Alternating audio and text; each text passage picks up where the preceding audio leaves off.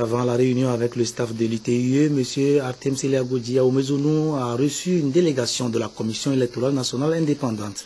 M. Tafa Tabiou, qui conduisait l'équipe, a expliqué à leur sortie être allé présenter au chef du gouvernement le projet de budget de fonctionnement de la CENI et celui de l'élection présidentielle de 2015. Nous l'écoutons. J'ai conduit le bureau de la CENI pour le présenter à son Excellence, Monsieur le Premier ministre, parce que depuis quelques semaines que nous avons été mis en place, on n'a pas eu la possibilité de venir encore. Nous attendions de pouvoir avancer dans nos activités et à l'occasion de la présentation du bureau, donc, de lui faire part de ce que nous avons pu faire jusqu'à ce jour et évoquer avec lui certaines préoccupations. Donc, dans le compte rendu, on peut retenir essentiellement deux choses. La CENI a élaboré un chronogramme qui couvre essentiellement les activités de révision des listes électorales jusqu'à la production des listes définitives. Le chronogramme suivant nous permettra d'aller jusqu'au scrutin et de donner de façon précise la période où l'élection doit se tenir. Nous avons donc remis aussi notre projet de budget qui est consolidé, le budget de fonctionnement 2015 et le budget des élections pour l'élection présidentielle. Les parlementaires, les directeurs de services et les cadres du ministère de l'Agriculture se sont réunis ce matin au siège de l'Assemblée nationale pour échanger sur le droit à l'alimentation et la bonne gouvernance autour de la sécurité alimentaire. Une rencontre destinée à renforcer la compréhension et la prise de conscience de nos élus sur les enjeux et les défis du droit à l'alimentation et de la sécurité alimentaire. C'est la deuxième vice-présidente du Parlement, Mme Memounatou Ibrahima, qui a présidé les travaux. Compte rendu, Eri Djanipo, Dodo à représentation, Ramdan Abassina. Les députés et les assistants parlementaires, les directeurs des services de l'Assemblée nationale et les cadres du ministère de l'Agriculture s'approprient leurs rôles et responsabilités dans la promotion du droit à l'alimentation au Togo. Une rencontre d'échange qui leur permettra de mieux contribuer à l'adoption des lois pouvant promouvoir davantage la sécurité alimentaire au Togo. L'initiative a reçu l'appui financier de l'Organisation des Nations Unies pour l'alimentation et l'agriculture. Le représentant de la FAO au Togo, Antoine Isaac Montero, a réaffirmé la disponibilité de son institution à appuyer le gouvernement togolais dans ses efforts de lutte contre la pauvreté et l'insécurité alimentaire. Un engagement salué par le ministre de l'Agriculture, de l'Élevage et de la Pêche.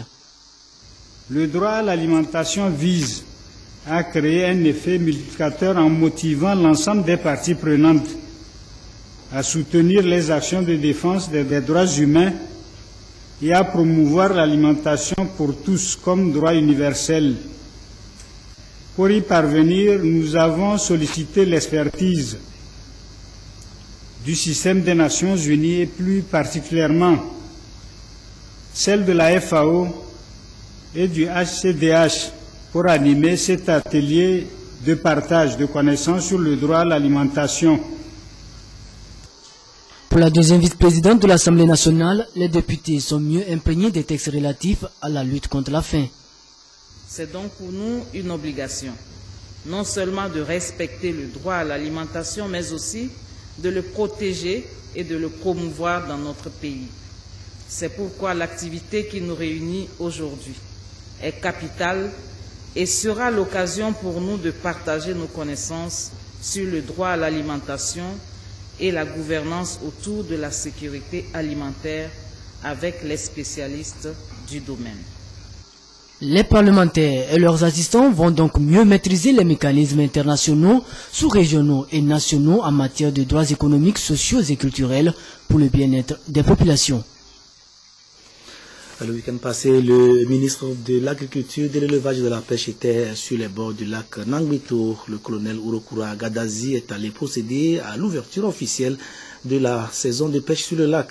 Après plus d'une année de fermeture, cette vaste étendue d'eau très poissonneuse est de nouveau accessible à tous ceux qui y mènent des activités génératrices de revenus. L'occasion pour le ministre Agadazi de faire des dons divers aux uns et aux autres, du matériel de surveillance, des cages à poissons et même des chèques bancaires. Yves Agbebibi. Interdites depuis le 15 août 2014, les activités de pêche sur le lac de Nangbeto reprennent depuis ce 15 novembre 2014, suivant la tradition du repos biologique définie par l'État togolais et de concert avec les pêcheurs. C'est le ministre de l'Agriculture, de l'Élevage et de la Pêche, Urokura Agadazi, qui a procédé à cette réouverture après s'être entretenu avec les pêcheurs et commerçantes à qui il a rappelé l'objectif et le mérite de cette disposition qui a permis le repeuplement du lac et favorisé la production de 179 tonnes de poissons cette année. Ce qui a été possible grâce aussi à la variation des procédés sur le lac, notamment la production de poissons en cage flottante. Urokura Agadazi a remis du matériel pour le contrôle sur le lac et a procédé après la réouverture de la pêche à la remise de 102 cages de commercialisation de poissons à des femmes à Atakpamé, question de non seulement valoriser le produit de la pêche, mais aussi promouvoir la santé. Il s'agit là d'améliorer la qualité du poisson qui est vendu. Partant de ce jour, avec la remise des caisses, nous allons d'abord même accompagner les paysans pour qu'ils inscrivent ça dans leurs activités de routine, c'est-à-dire les poissons devraient naturellement être mis dans les cages. On va leur donner une période de 3 mois où on va les assister. À l'issue de cette période, nous allons procéder au contrôle et éventuellement aux saisies des poissons qui seront vendus à ciel découvert. En plus des 102 cages offertes aux commerçantes, le ministre a procédé à la distribution de 180 millions de francs CFA en chèques à 6 promoteurs de projets de développement des filières animales, végétales et bien sûr halieutiques au niveau régional des plateaux. Développement qui doit couvrir de la production à la commercialisation des produits en passant par la transformation. Les députés à l'Assemblée nationale ont rendez-vous demain à leur siège pour une séance plénière. D'après un communiqué signé du président du Parlement, la séance va s'ouvrir à 9 h. Il s'agit de la 9e séance plénière de la 2e session ordinaire. Le projet de reconstruction des grands marchés de Lomé et de Kara vient d'être mis sur les rails par la ministre du Commerce et de la Promotion du secteur privé. C'est à travers le PARMCO que les autorités comptent relancer le secteur du commerce fortement éprouvé par le ravage des 2 grands marchés en janvier 2013. Rappelez-vous, les bâtiments principaux abritant une grande partie des activités commerciales sur les 2 sites avaient été réduits en cendres, emportant plusieurs milliards de francs CFA de marchandises et d'argent liquide. Les nouveaux édifices, plus modernes et plus sécurisants, devront permettre aux commerçants de retrouver des cadres plus appropriés pour la relance de leurs activités. Reportage Kwasiglé, Carmen Madier à Capo. Le grand marché de Lomé et celui de Kara, ravagés en janvier 2013 par des incendies, seront bientôt reconstruits. Tout est fin prêt pour mettre en place des infrastructures modernes et sécurisées. Et justement, a été lancé pour une période de 4 ans le projet d'appui à la reconstruction des marchés et aux commerçants de Lomé et de Kara Parmco. Il s'agit notamment de redynamiser et de moderniser le secteur commercial au Togo. Les travaux vont être lancés pour que Lomé et Kara soit doté de nouveaux marchés modernes pour relancer les activités commerciales dans notre pays.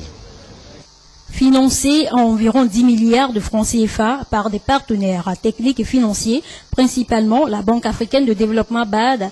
La réalisation de ce projet va, selon le gouvernement togolais, permettre la relance de l'économie et la réduction de la pauvreté. Les commerçants avaient perdu d'importantes sommes d'argent ainsi que des documents administratifs qui étaient conservés dans leurs magasins. Le projet prévoit tout un programme d'activités qui, je l'espère, permettront au secteur du commerce de repartir sur de nouvelles bases. Ce projet prévoit également des campagnes de sensibilisation pour les commerçants. Le but est de les amener à rendre formelles leurs activités et de souscrire à des assurances afin d'éviter la thésaurisation. Ce communiqué conjoint du ministre des Travaux publics et des Transports et du ministre de la Sécurité et de la Protection civile, il nous a été donné de constater que certains conducteurs ou propriétaires de véhicules affectés au transport en commun des personnes utilisent toujours des plaques d'immatriculation non conformes à celles prescrites par la loi. En se référant au communiqué du 2 mars 2014 et à l'arrêté interministériel numéro 32/MTPT/MSPC du 12 mai 2014 portant interdiction du transport à certaines catégories de véhicules, Le ministre des Travaux publics et des Transports et le ministre de la Sécurité et de la Protection civile rappellent aux usagers que cette pratique demeure interdite. Il les invite pour une ultime fois à se conformer aux dispositions en vigueur. Faute de s'exécuter, les contrevenants s'exposent à des peines d'amende conformément à l'article 2 de l'arrêté cité ci-dessus. Les ministres comptent sur le civisme de tout un chacun pour le respect des dispositions en vigueur faites à Lomé le 17 novembre 2014. Le ministre de la Sécurité et de la Protection civile, colonel Yark Damaham, le ministre des Travaux publics et des Transports, Ninsao Nyonfam.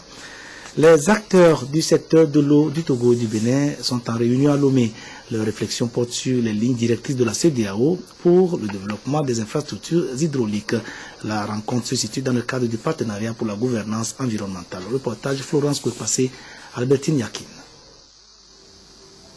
La mobilisation des ressources en eau dans l'espace CEDEAO est un processus de coordination et de suivi de la gestion intégrée des ressources en eau. Ce processus fait appel à la société civile pour une gestion participative. Dans le secteur de l'eau, il y a déjà eu un certain nombre d'initiatives. Ça offre un cadre, un espace de dialogue et d'échange pour prendre des décisions et mieux gérer les ressources en eau.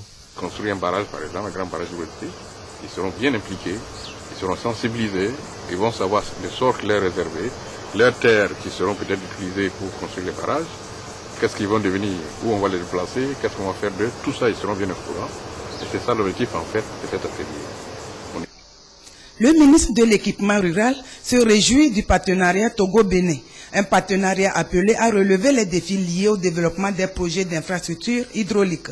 L'initiative est bienvenue et la période bien ciblée, avec notamment la création récente de l'autorité du bassin du Mono au mois de juillet dernier et la réalisation prochaine du barrage d'Agralala qui devra intégrer les leçons apprises des ouvrages déjà construits comme celui de Nangbeto.